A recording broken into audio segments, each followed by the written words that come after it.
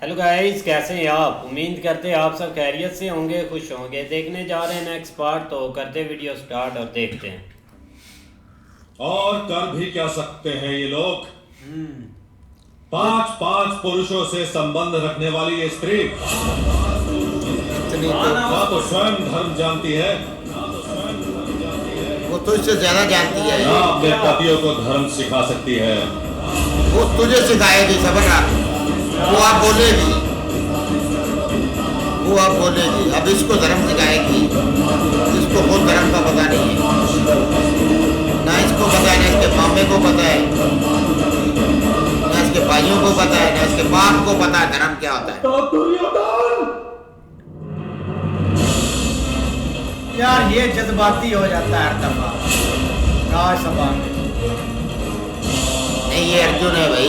तो वो सही है, वो यहाँ चुप करके कैसे खड़ा है? अपनी बीवी क्या बात सुनते रहे।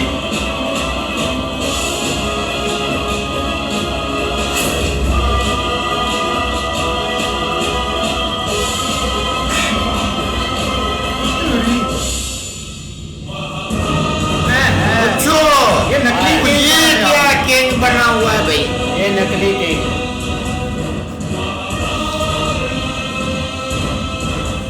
देखो हर दफा को जज्बात का खड़ा होता है। हाँ,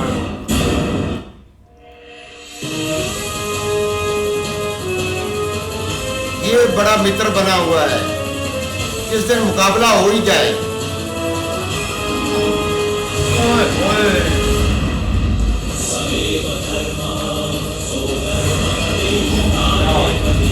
नहीं ये नीचे तो कर लेकर अगर वो सर में मार दे तो फिर क्या करें? गले पे मारे सीधा। हाँ, वहाँ अगर मार दे फिर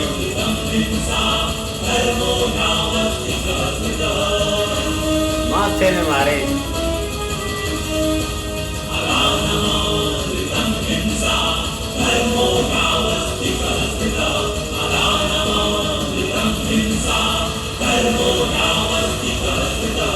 पांचाली का अपमान करने वाले का मस्तक काट देने का प्रण है मेरा। अर्जुन, पूछो, ये इधर से बोला था राजा।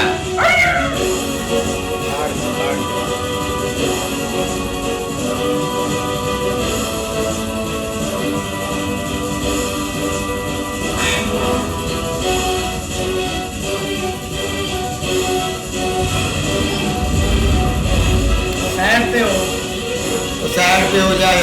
बेकार राजा राय के साथ है। बे क्षमा कीजिएगा महाराज,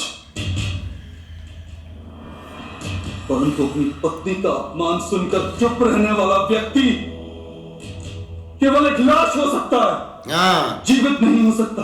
बांध रहो। अच्छो। अब दे राजा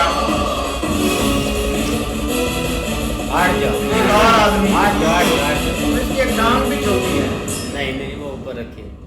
राजसभा में शस्त्र उठाने के अपराध में हाँ मैं तुम्हें मृत्यु दंड देता हूँ अर्जुन। हाँ, यार, इसके दान पे हंसी आती है हर किसी को।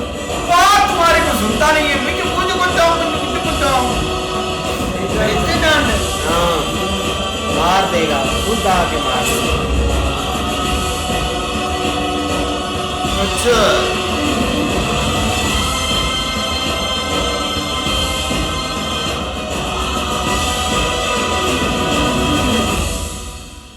नहीं दे सकते मृत्यु दंड आप महाराज। हाँ, आपकी पुत्रवधू, आपकी कुलवधू, आपके वंश की लक्ष्मी का अपमान करने वाले को आप मृत्यु दंड नहीं दे रहे महाराज। सही हाँ, बात है, सही अब बात दे। है। बच्चे नहीं है। हाँ, जब आप हर बात वो मानते थे। इसलिए अपनी पत्नी के सम्मान की रक्षा करने वाले को आप मृत्यु दंड नहीं दे सकते महाराज। हाँ, वो भी भाई युवराज है, फैसले आगे आप केवल उसे युद्ध का आह्वान दे सकते हैं। हाँ, आज हो गए। हाँ। अगर हिम्मत है तो अपने बेटे से युद्ध करवाओ। मजा आ गया यार। उसने हाँ। बोला मुकाबले के लिए आप पुकार सकते हैं। आ जाओ, भेजो किसी बेटे को। हाँ, और मैं इस युद्ध के आह्वान को स्वीकार करता हूँ। आजो मैदान ये में, करण को आगे कर देगा। आजो मैदान में। करण कब क्यों आगे करेगा? खुद मरे, करण आगे हाँ। खुद मरे, आगे जंग लड़े। हाँ, किधर किधर है? घर से सामान भी नहीं जा रहा है लड़ाई के लिए। हाँ। भीम आएगा भाई।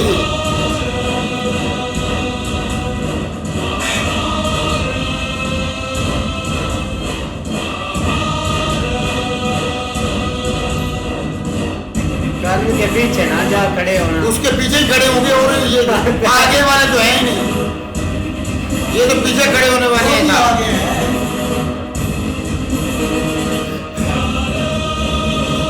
ये सब पीछे वाले खड़े होने वाले साहब में, फ्रंट वाली लाइन में नहीं आते, क्योंकि पता है तो मार देगा।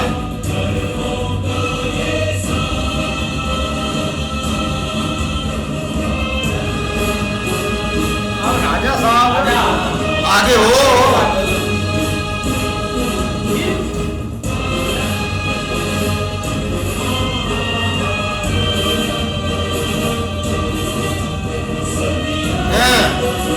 अब रो रहा है अभी, ये अगर युद्ध हो गया तो मेरे बेटे तो मारे जाएंगे।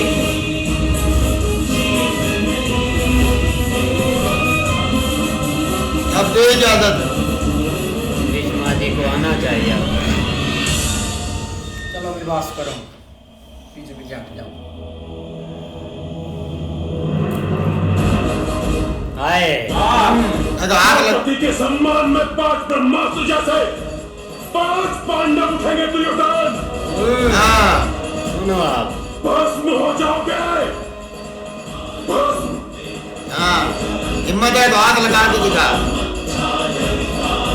अभी तक तू बस साइड पे ही रहा है। इधर काम रहा भाई। उसने कांपना ही है भाई, उसको पता है। हिम्मत है तो आग लगाओ। आ गया भीष्मा। मामे को भी साथ ले आओ। उसको कभी लेकर आए ना इधर। वो बहुत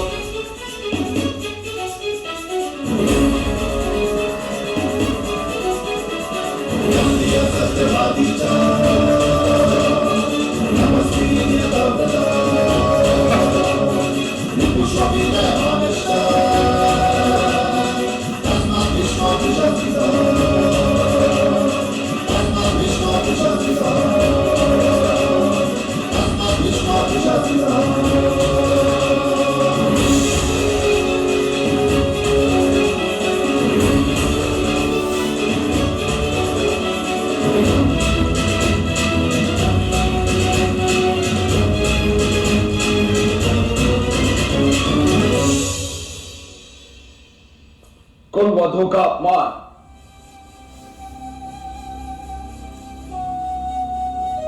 है। युवराज के साथ अन्याय, हाँ, राजसभा में ऐसा युद्ध का वातावरण, है।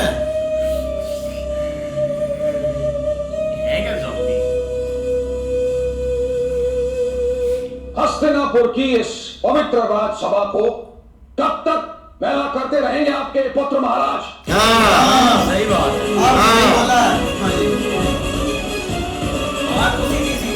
हाँ, मैं इस राजसभा में अब एक क्षण भी नहीं रुक सकता। हाँ, अब पता चलेगा इनको।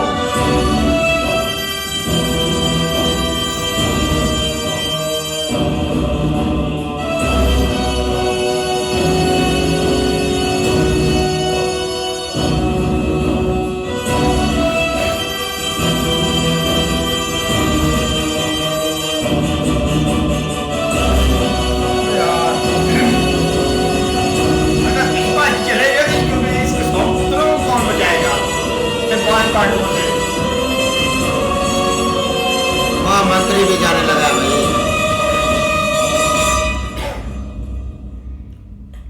महाराज, जब किसी भवन के गिरने का भय दिखाई देता है, हाँ, तब बुद्धिमान लोग उसके मध्य दीवार बनाकर उस भवन की रक्षा करते हैं। यही कर रहे हैं।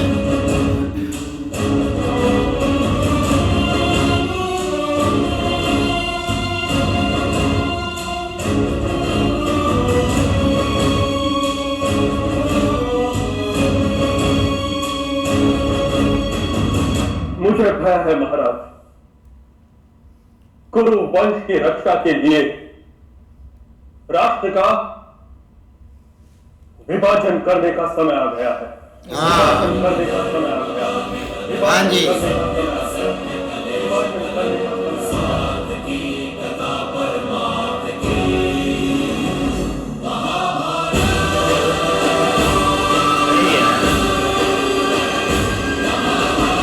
यही तो स्कूल चाहता था,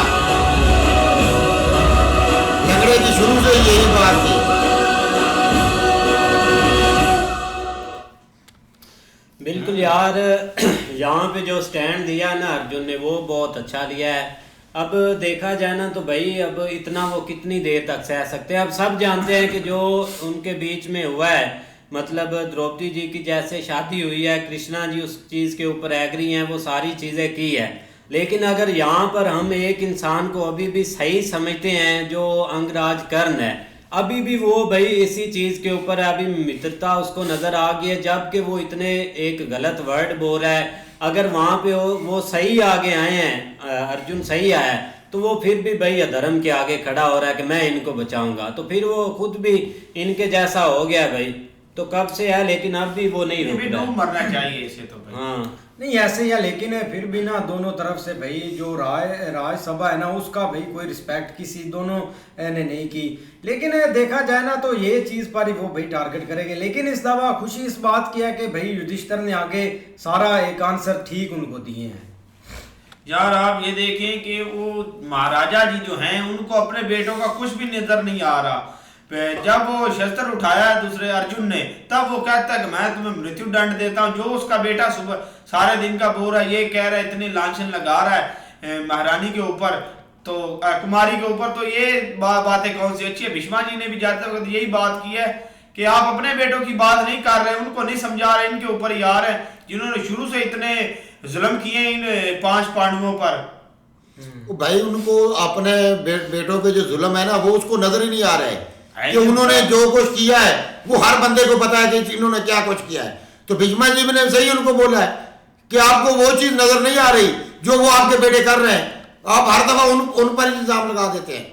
तो यही चीज है कि इंसाफ अगर नहीं आप लोगों ने करना तो उसने बोला कि मैं तो फिर जा रहा हूं, फिर आपने जो फैसला करना आप कर ले। आपके बेटे हर दफा गलत काम कर रहे हैं, यही चीज है यार। जो इंसाफ ही नहीं होना तो फिर फायदा क्या है बातें करने का। अर्जुन ने सही किया है भाई, उसकी बीवी को अगर कोई गलत बोलेगा तो वो तो भाई आगे आएगा। इस तरह भाई उसकी बीवी है, जब बार बार भाई अपना द्रोदन जो है बार बार ताने उसको मार रहा है कि ये कहाँ से लेकर आ गए हैं कि ये आपकी बीवी नहीं है कि रखेल या इस तरह के वो लफ्ज बोल रहा है क्या। लेकिन भाई उनको फिर गुस्सा तो आना ही है क्या। देखो कि उसका अपना नटराज को गुस्सा लगा है क्या, जो बेटा उसका बार बार उनको भाई ताने मार रहा है क्या, उसका कोई भी उसको एक दफा भी नहीं उसने कहा कि आप खामोश हो जाए, आप इत्मीनान कर रहे हैं कि या इस तरह नहीं बोलना चाहिए। तो तब भाई भीष्मा जी ने सही बात कही है कि आपको अपने बेटे नजर नहीं आते हैं कि सिर्फ पांडु पुत्र ही नजर आते हैं कि वो भाई भीष्मा जी तो अब इधर से भाई चले गए हैं कि आगे भी देखते हैं अब। नहीं बिल्कुल ऐसे ही है। लेकिन भाई अगर देखा जाए ना धृतराज का जो पॉइंट है ना वो सॉरी युधिष्ठिर का जो पॉइंट है ना वो वैलिड इसलिए था कि उन्होंने कहा कि आप उसको कोई भी किसी किस्म की सजा इसलिए नहीं दे सकते क्योंकि भाई आप देख रहे हैं सिर्फ ये आप राजा के हिसाब से या ओवरऑल बातें ऊपर ऊपर वाली कर रहे हैं, लेकिन आप ये नहीं देख रहे कि भाई वो आपकी बहू है, आपके घर की हस्तिनापुर की आप वो भाई बहू बन चुकी है, उसके बारे में कोई भी ऐसी बात कोई बंदा भी नहीं कर सकता। ये उसका पॉइंट था जिसके ऊपर भाई थोड़ा सा उनको भी थोड़ा सा उसको भी एहसास हुआ है। लेकिन उसने साथ ही कह दिया कि अगर जो है ना मतलब अगर आना है तो फिर इधर युद्ध की तरफ आ जाए, अभी पता चल जाता तो वो तो आगे की बात है। लेकिन भीष्मा जी ने एंड जो किया है ना वो उन्होंने सही किया कि भाई आप अपने पुत्रों को जो है ना वो नहीं रोक रहे, तेरे आपके पुत्रों की वजह से सारा मामला खराब हुआ क्योंकि वो बढ़ चढ़ के कोई एक जो लिमिट है ना वो मतलब उन्होंने नहीं छोड़ी, हर तरह की वो क्रॉस कर रहा था दुर्योधन। लेकिन अब आगे देखो भाई बिल्कुल भाई, अब देखते हैं नेक्स्ट पार्ट में, तब तक के लिए गुड बाय, टेक केयर।